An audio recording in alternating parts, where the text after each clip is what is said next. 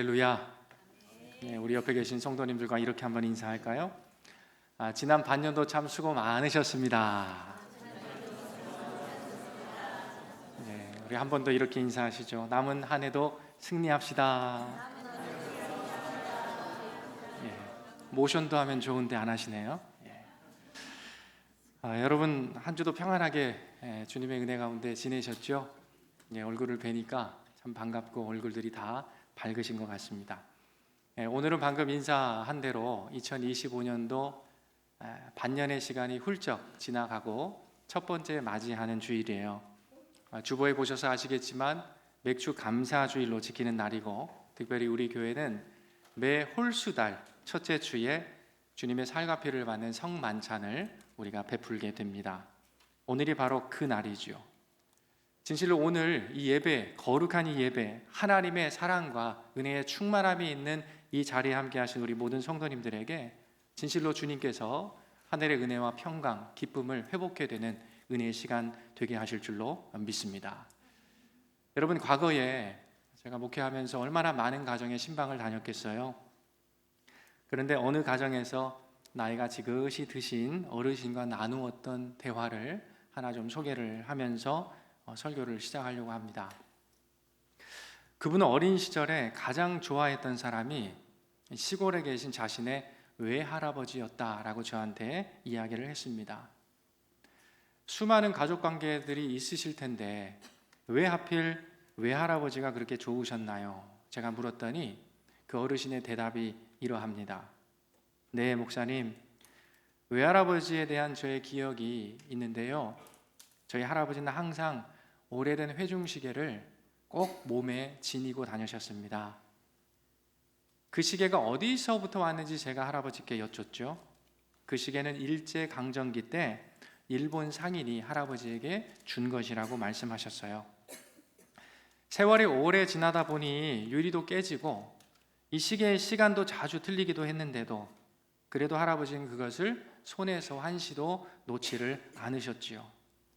제가 새 시계를 사드리겠다고 여러 번 부탁을 하는데도 극구 사양하셨답니다. 목사님, 어느 날 제가 저희 외할아버지께 이렇게 여쭈었어요. 할아버지, 제가 새 시계를 좀 하나 사드리면 안 되겠습니까? 왜 이렇게 오래된 고물시계, 시간도 맞지 않은 그 시계를 할아버지 그렇게 소중히 여기시고 아직도 지니고 계시나요? 할아버지는 조용히 웃으시며 이렇게 얘기하셨대요. 이 시계를 보면 나에게 그때가 떠올라. 우리 가족, 내가 살았던 그 고향, 내가 지켜야 했던 것들, 그걸 잊지 않으려고 이 시계를 할아버지는 항상 가지고 다닌단다. 여러분이 할아버지에게 이 시계는요, 수많은 시계 가운데 하나가 아니었어요. One of them, 수많은 시계 가운데 하나가 아니었다라는 겁니다. 할아버지에게 있어서 이 시계는 단순한 물건을 넘어서는 의미를 가지고 있었습니다. 무엇입니까? 할아버지가 여기까지 살아올 수 있는 힘을 공급해 주었던 시계였고요, 지금까지 살아온 생을 지탱하게 해준 기억의 도구가 이 할아버지에게 있어서는 이 회중 시계였다라는 거죠. 여러분, 그 기억이 지금까지 할아버지의 삶을 지켜준 것입니다. 그 할아버지의 삶 속에 때로는 힘들고 고달픈 인생의 여정이 왜 없었겠어요? 그럼에도 지금 여기에서 감사의 삶으로 그 할아버지의 인생을 물들여갈 수 있는 소중한 기억의 도구가 되었다라는 겁니다. 오늘 본문 신명기 26장을 우리가 읽어보면 오늘 내용 가운데 이 할아버지의 고백과 같은 아름다운 주를 향한 이스라엘 백성들의 고백이 기록되어 있는 것을 우리가 봅니다. 하나님의 백성들을 여기까지 인도하시고 지켜주셨고 그들의 삶을 감사로 물들였던 하나님의 사랑, 그분의 우리를 향하신 깊고 진한 이야기가 오늘 이스라엘 백성들의 고백을 통하여 들려지고 있더라라는 것이죠. 오늘 우리가 읽은 신명기 26장의 내용은 이러한 것입니다. 이스라엘 백성이 하나님께서 주시겠다고 약속하신 그 가나안 땅에 정착한 이후에 그 수확의 첫 열매를 하나님께 바치며 드리는 감사의 제사를 어떻게 드릴 것인가에 대한 규례, 하나님이 정하신 규정을 우리에게 소개해 주고 있지요. 오늘 본문 2절은 우리에게 이렇게 말씀하고 있습니다. 내 하나님 여호와께서 내게 주신 땅에서 그 토지의 모든 소산의 만물을 거둔 후에 그것을 가져다가 광주리에 담고 내 하나님 여호와께서 그의 이름을 두시려고 택하신 곳으로 그것을 가지고 나오라 말씀하셨습니다. 그리고 뭐 하라는 것일까요? 3절과 4절을 우리가 쭉 이어 읽어보면요, 이 토지의 소산의 첫 열매로 감사의 제사를 하나님께 드리라. 이것이 오늘 신명기 26장에 나와 있는 전체 말씀의 핵심적인 내용입니다. 자, 그런데 오늘 우리가 읽었던 이 본문을 자세히 한번 찬찬히 읽어보게 되면요, 하나님께 이 감사의 제사를 드리는 데 있어서 아주 중요한 것이 있다라는 거예요. 여러분, 무엇일까요? 단순히 내게 주신 토지 소산의 만물, 그 결실, 내가 누리는 것을 그 일부를 때 하나님께 바치는 행위 이전에 더 중요한 것이 있었다는 것입니다. 그게 무엇이냐? 그것은 기억하는 것이었어요.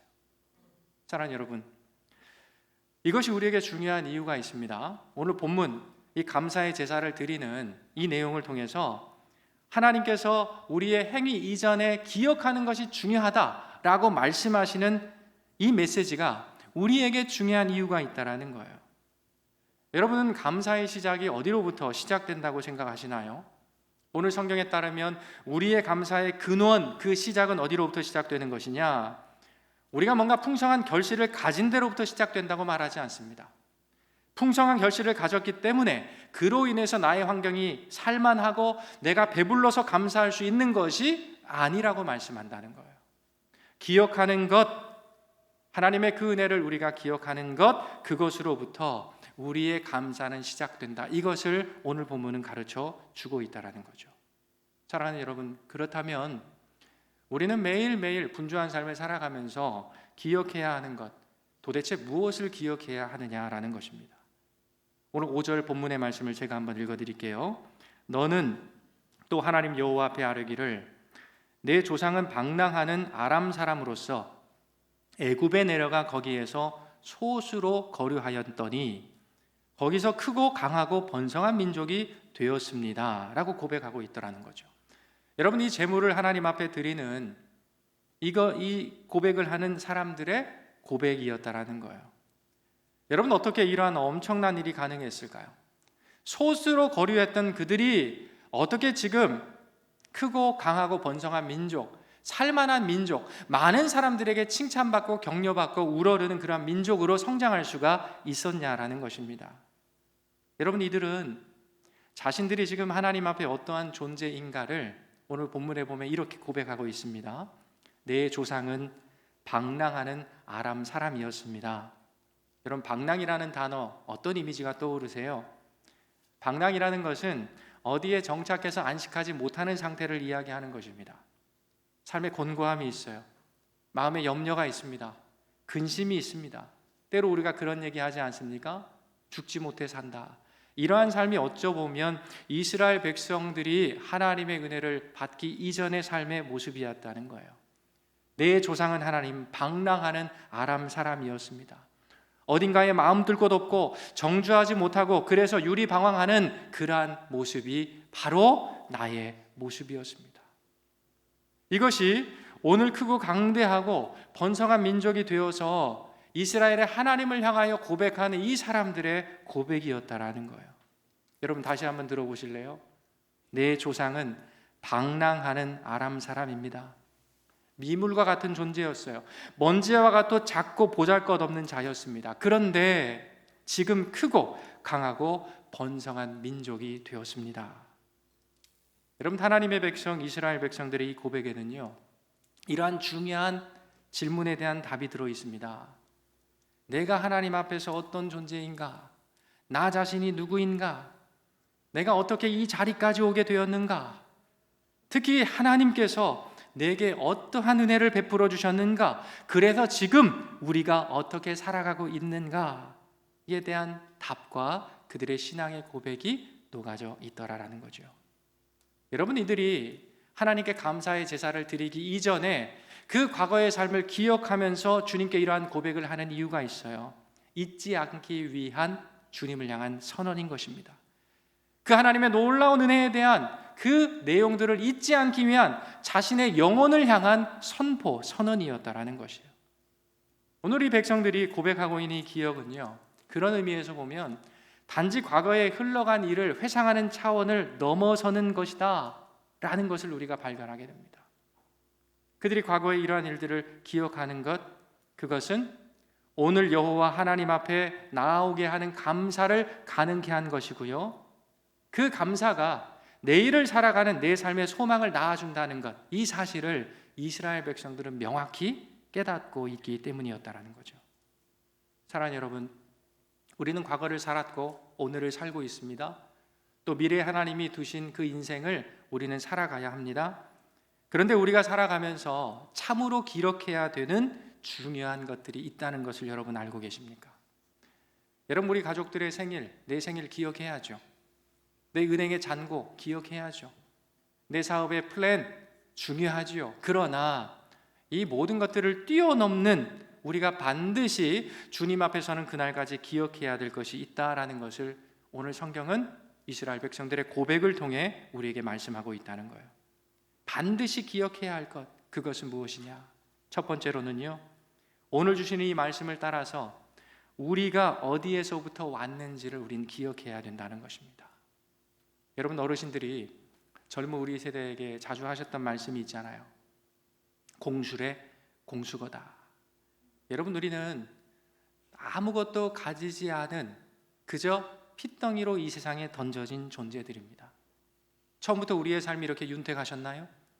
처음부터 우리가 이러한 지위 가운데서 세상을 향하여 살아갈 수 있는 그런 환경이 있었던가요? 그렇지 않아요. 우리는 모두가 똑같은 모습으로 이 세상 가운데 던져진 인생들이었습니다. 그러나 하나님께서 우리에게 귀한 부모님들을 허락해 주셨어요.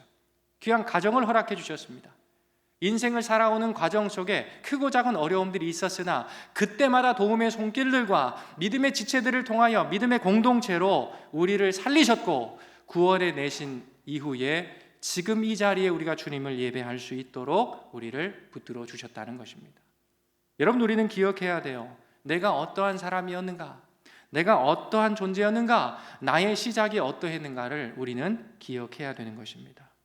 여러분, 영적으로 우리는 주님의 은혜를 덧입기 이전에 어떠했습니까? 하나님 없는 삶을 사셨잖아요. 방황하던 시절이 있으셨잖아요. 은혜 없이 외롭던, 그래서 세상을 향하여 갈팡질팡하고 정주하지 못했던 우리의 지난했던 삶의 모습이 있지 않으십니까? 우리는 우리가 어떠한 모습이었는가, 우리가 어디로부터 시작되었는가를 기억해야 된다는 거예요. 그래서 우리는 기억해야 됩니다. 하나님이 그러한 나를 어떻게 인도해 오셨는지를 기억해야 되는 거예요. 말씀드린 대로 때로 우리의 가정생활, 우리의 신앙생활, 우리의 사업을 이끌어 가시면서 얼마나 많은 위기와 곤고함의 때가 있으셨습니까? 마치 이스라엘 백성들이 광야의 그 시절을 지난한 삶을 나갔던 것처럼 때로는 광야와 같은 날들도 우리의 삶 가운데 있지 않으셨나요? 그래서 때로 눈물 지으며 주님을 향해 애통했던 우리의 지나온 시간들도 있었을 거라는 거죠. 그러나 중요한 것이 있습니다. 우리가 그러한 고통의 터널 가운데 있었을 때에도 홀로 걷는 것 같은 그러한 마음으로 하루하루를 처벅처벅 걷고 있는 그때에도 오늘 예배 가운데 성령으로 역사하신 그 하나님은 여전히 우리를 외면하지 않으셨고 하나님의 그 피 묻은 손이 우리의 심령을 어루만지시고 위로하시면서 그분의 격려와 공급해 주시는 하늘의 힘으로 우리가 여기까지 나올 수 있었다는 것입니다. 그래서 내가 여기 있다는 사실, 내가 여기에 서 있다는 그 사실을 우리는 꼭 기억해야 된다는 거예요. 그래서 우리는 기억해야 합니다. 하나님이 지금 예배 현장 가운데서도 여전히 나와 함께 하시고 계시구나. 그 주님의 언약의 말씀을 따라 우리가 이 자리에 있는 것 바로 하나님의 은혜임을 우리는 기억해야 된다는 것입니다. 사랑하는 여러분, 이처럼 감사라는 것은요, 기억으로부터 시작된다는 것을 잊지 마십시오. 제가 지금까지 여러 교회들을 섬기고 수많은 성도님들과 함께 신앙 상담을 해오면서 많은 그리스도인들이 오늘 말씀의 주제인 이 감사에 대한 두 가지의 오해를 하는 것을 제가 많이 보게 됐습니다. 어떤 성도님들은요, 성경이 말하는 주님께서 우리에게 보여주시는 감사를 이렇게 오해해요. 율법이라고 생각합니다. 그래서 내가 그러한 조건과 상황이 안 되는데 억지로라도 내가 감사해야 돼. 그래서 그 영혼이 오히려 피곤하고 곤고에 빠져버리는 경우들도 많이 보았다라는 것입니다. 여러분, 성경은 우리의 감사, 하나님을 향한 감사가 의무라고 말하지 않는다는 거예요. 또 어떤 분들은 여전히 내가 가진 나의 배부름과 나의 소유가 나의 입으로부터의 감사를 이끌어낸다라고 오해하시는 분들이 계시더라고요. 여러분, 이것은 하나님 없는 세상 사람들도 감사하는 모습입니다. 성경은 우리에게 감사의 시작을 그것으로부터 나온다 말씀하지 않는다는 거예요. 여러분, 오늘 성경은 감사는요, 의무가 아니라고 말씀해요. 소유야 환경으로 인한 감사가 아니라고 말씀합니다. 앞서 말한 대로 하나님과 나 사이에 이루어진 그 기이한 일에 대한 기억으로부터 시작되는 것이 참된 신앙인들이 주님을 향한 우리의 감사임을 오늘 본문은 우리에게 소개하고 있는 것입니다. 그래서 여러분, 성경을 펼쳐 한번 읽어보세요. 성경은 기억하라 라는 말을 수없이 반복하고 있습니다. 하나님을 기억하십시오. 그분의 여러분을 향한 그 사랑의 언약, 말씀을 기억하십시오. 하나님이 이루신 그 구원의 놀라운 일들을 여러분 기억하셔야 됩니다. 이 기억이 주님을 향한 우리의 신뢰, 믿음의 뿌리이고요, 우리 입에서 하나님을 향한 감사를 쏟아넣게 하는, 감사를 낳는 씨앗이 되기 때문이라는 것입니다. 이처럼 예수 그리스도 안에 있는 우리 신앙인들은 이 기억을 먹고 주님을 향한 감사로 살아가는 존재임을 오늘 이 예배를 통해 성령 안에 믿음으로 고백하게 되는 우리 모두가 되기를 간절히 바라는 것입니다. 사랑하는 여러분, 사실 하나님께서 우리에게 이루신 최고의 사건이 있어요. 우리가 하나님께 감사할 수 있는 한 가지의 최고의 사건이 있더라라는 것입니다. 성경을 펼쳐보면 사실 우리가 하나님께 감사할 수많은 사건들이 있습니다. 그런데 하나님이 이루신 이 수많은 사건들 가운데 우리를 위하여 이루신 최고의 사건이 있더라는 거죠. 이런 무엇입니까? 예수 그리스도의 십자가의 사건입니다. 성경은 그 어느 장면보다도 예수 그리스도의 십자가를 통하여 드러나는 그 하나님의 사랑을 우리에게 밝히 제시해주고 있어요. 우리가 이제 설교가 마무리되게 되면 이 앞을 보십시오. 주님의 살과 피를 받는 성찬식에 우리가 참여하게 될 것입니다. 성찬식은 그냥 참여하는 것이 아니죠. 주님의 그 십자가에 우리를 향하신 사랑, 그 기억을 가지고 우리는 주님의 살과 피를 받는 성찬식에 참여하게 될 것입니다. 이렇게 본다면 우리가 홀수 달마다 진행하는 이 성찬식은요, 단순히 우리가 예식적인 차원에서 그저 드리는 단순한 예식이 아니라는 것이에요. 죄의 방황 유리하던 나를, 하나님의 진노 아래에서 죽었던 나를, 하나님의 품에 안식하지 못했던, 그래서 정주하지 못했던, 소수로 거류하면서 원수 마귀에게 유린당했던 나를 구원해 주신 그 하나님의 아들 예수 그리스도를 기억하는 자리, 그래서 그분께 우리의 영혼을 다하여 감사하는 자리가 바로 성만찬이 벌어진 오늘 예배의 현장이라는 사실입니다. 여러분, 우리 주님은 자신의 살, 피를 내어주시며 그 떡을 떼며 우리에게 이렇게 말씀하신 적이 있어요. 누가복음 22장 19절 말씀입니다. 너희는 이것을 행하여 나를 기념하라 하셨습니다. 내가 누구인지, 너를 위하여 생명을 아낌없이 내어주신 그 예수가 누구인지 기억하라는 거예요. 하나님의 헤아릴 수 없는 그 사랑을 내가 어떻게 받게 되었는가? 주님의 살과 피를 받는 이 현장, 이 자리에서 똑똑히 기억하라는 것입니다. 사랑하는 여러분, 이 성찬의 떡과 잔은요, 우리로 하여금 성령 안에 내게 베푸신 주님의 사랑을 기억하게 한다는 것이죠.